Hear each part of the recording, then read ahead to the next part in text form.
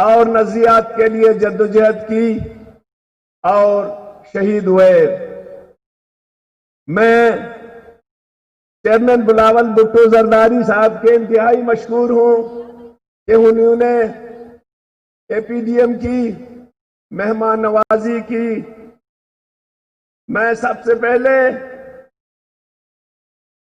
اپنے عظیم قائد، اپنے عظیم دوست میر حاصل خان بزنجو کو خراج عقیدت پیش کرتا ہوں، جن کی کوششوں سے، جن کی خواہشات پر یہ اپوزیشن کے جماعتیں یکجا ہوئی۔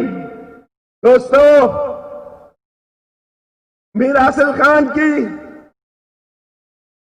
جدوجہد کی بنیاد ایک ایسے وفاق پر تھی جہاں پہ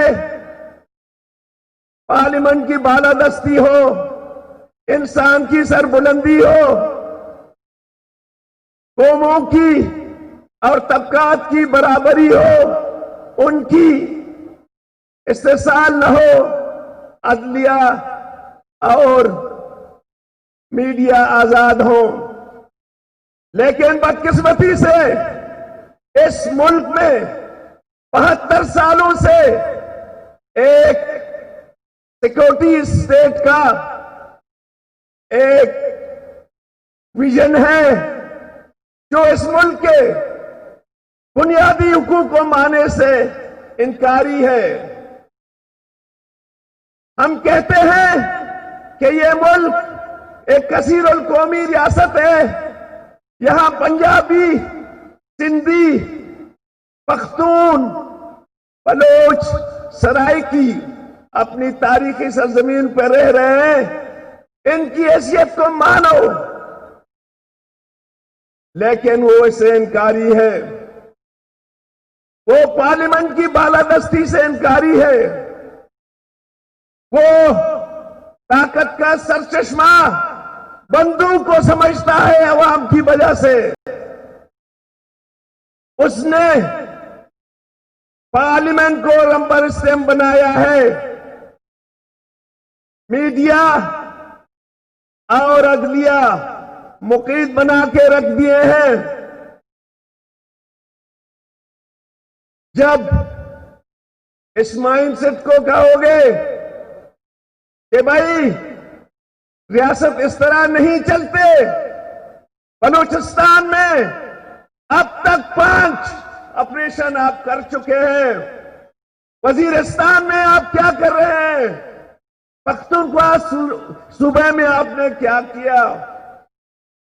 ایک ڈکٹیٹر مشرف نے جو آگ بلوچستان میں لگا دی، اس میں ہزاروں نوجوان جل گئے، اور ہمارا سفید ریش قائد نواب اکبر بگٹی کو پہلے اس کے گھر پہ حملہ کی، جب اس نے پہاڑوں پہ پناہ لی تو وہاں پہ اس کو جا کر شہید کیا۔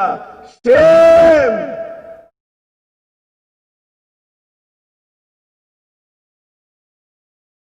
دوستو،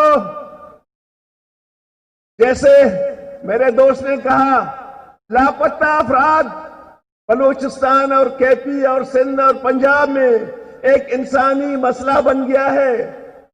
ہم یہ سمجھتے ہیں کہ آپ کو پاکستان کا آئین یہ حق نہیں دیتا ہے کہ آپ ہمارے نوجوانوں کو لاپتہ کر کے اور ان کی لاشوں کو سڑکوں اور جنگلوں میں پھینک دیں۔ ہم یہ سمجھتے ہیں کہ آپ بلوچستان میں گولی سے مسئلہ حل کرنا چاہتے ہیں، گولیوں سے مسئلے حل نہیں ہوتے ہیں، گولیوں سے دوریاں بڑھ جاتی ہیں، نفرتیں بڑھتی ہیں۔ ضرورت اس امر کی ہے کہ بلوچستان کے مسلح تنظیموں کے ساتھ آپ مذاکرات کر لیں، جو مذاکرات کا سلسلہ پچھلے حکومت نے شروع کی تھی اس کو آپ آگے لے جائیں۔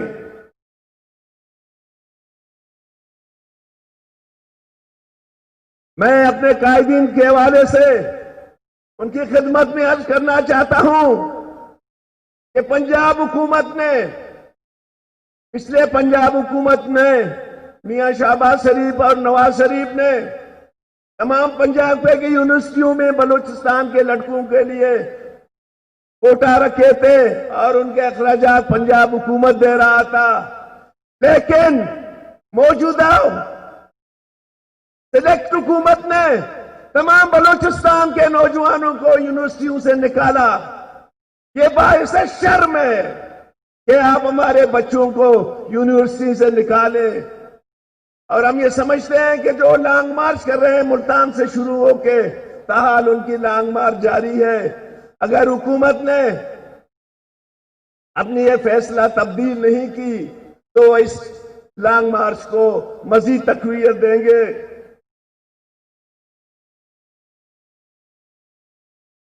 میرے دوستو، میں قائدین کی خدمت میں عرض کرتا ہوں کہ ایک پرانا سازش ہے کہ سندھ کو تقسیم کرو۔ کیا آپ سندھ کی تقسیم مانتے ہیں؟ ہرگز ہم سندھ کی تقسیم نہیں مانیں گے۔ سندھ سندھیوں کی ہزاروں سال وطن ہے، انڈس سیولائزیشن کا سرچشمہ ہے، اس کی تقسیم کوئی بھی باضمیر شخص نہیں مانتا ہے۔ دوستو، ایک سازش کے تحت بلوچستان اور سندھ کے جزیروں کو وہ قبضہ کرنا چاہتے ہیں اور ساحلی پٹی کو، سندھ اور بلوچستان کی ساحلی پٹی کو بلوچستان اور سندھ سے جدا کر کے وہ وفاق کے حصہ بنانا چاہتے ہیں۔ ہم نہیں مانتے ہیں۔ ہم اپنی سرزمینوں کو جس کی حق میں آئین پاکستان نے دی ہے، ہم اس کو وفاق کو نہیں دیں گے۔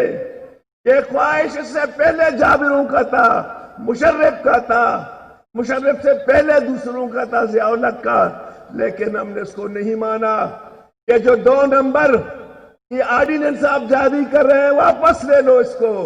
ہم تمہارے آرڈیننسوں کو نہیں مانتے ہیں۔ ہم اس کی اگر یہ آرڈیننس واپس نہیں لیے، ہم سندھ اور بلوچستان اپوزیشن کے دوستوں کے ساتھ مل کے وہ تحریک چلائیں گے جو ایوب خان کی تحریک آپ بھول جائیں گے۔ ہم سندھ کے مچیروں کی، سیاسی کارکنوں کی، یہاں کے محنت کش طبقے کی، بلوچستان کے ماہی گوروں کی، یہ ساحل جو صدیوں سے ہمارے تاریخ کے حصے ہیں، یہ ہم کسی صورت میں وفاق کو نہیں دیں گے۔ دوستو، یہاں پہ اس سے پہلے سندھ 30 سالوں میں ان لوگوں نے لوٹا، 50% چائنا کو دیا، 48% فیڈرل گورنمنٹ لی، صرف 2% بلوچستان کو دیا، اور اس کے ساتھ سوئی گیس تمام پاکستان کو سستی انرجی دی، لیکن ڈیرہ بگٹی ابھی تک سوئی سے محروم ہے، باقی بلوچستان کو تو چھوڑو۔ دوستو، اس وقت پاکستان کے اگر اسٹیٹسٹک آپ دیکھیں، پاکستان کے تمام ضلعوں میں ڈیرہ بگٹی جو کروڑوں روپے اس وقت OGDCL اور PPL پاکستان کے سب سے بڑے منافع خور ادارے بن گئے، وہ سب سے زیادہ پسماندہ ڈسٹرکٹ ہے۔ آج ہمارے ساتھ کیا ڈاکہ ہو رہا ہے؟ سی پیک کیمپ چل جا رہے، گوادر پورٹ ایک ڈکٹیٹر نے ایک معاہدہ کر کے 53% چائنا کو دیا، 7% وفاق کے پاس ہے، اور گوادر کے بلوچوں کے پاس ٹکا نہیں ہے۔ ہم نہیں مانتے ہیں آپ کی اس ایگریمنٹ کو۔ گوادر ہوگا تو بلوچ اور بلوچستان کا ہوگا۔ آپ ہمیں ہمارے زمینوں کو لے جا رہے ہو، ہمیں مناٹی میں تبدیل کرنے کی آپ سوچ رہے ہو، اور ہمارا سی پیک کے نام سی پیک نے کیا کیا ہے؟ اب تک تو دہلے کا کام نہیں کیا ہے وہاں پہ، ماسوا ایئرپورٹ بن رہا ہے، پتہ نہیں کون بنا رہا ہے۔ ہمیں چاہیے کہ ہم پاکستان کے قوموں کے وسائل، پنجاب کے وسائل، پختونوں کے وسائل، سندھیوں کے وسائل، بلوچوں کے وسائل، یہ تمام ان کی فیڈریٹنگ یونٹوں کے حق ہے۔ آج بڑی مشکل سے